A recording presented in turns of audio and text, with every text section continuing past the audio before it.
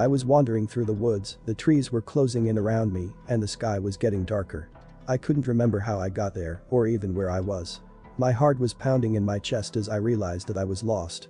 I tried to retrace my steps, but everything looked the same. The only thing I could hear was the sound of my own breathing and the rustling of leaves underfoot.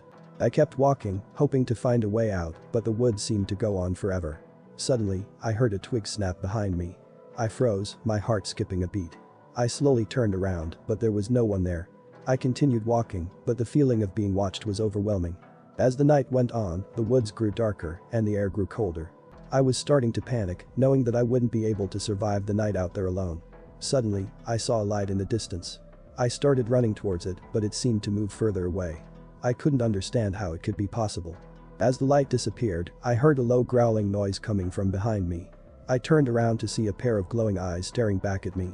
I let out a scream and started running in the opposite direction. I don't know how long I ran, but eventually, I collapsed from exhaustion. I lay there, panting and sweating, with my heart pounding in my chest.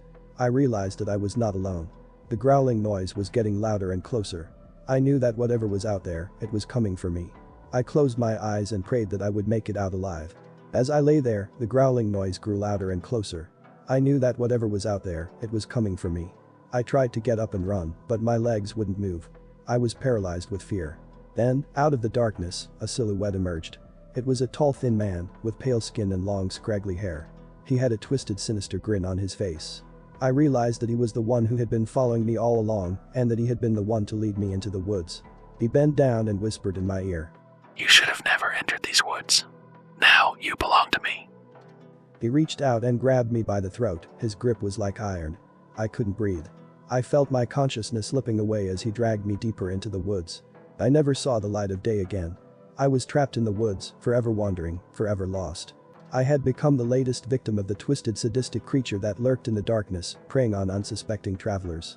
The woods held my body, but my soul was trapped there, forever. It was a fate worse than death. And, to this day, no one knows the true fate of the person who got lost in those woods and the terror that lurks within them.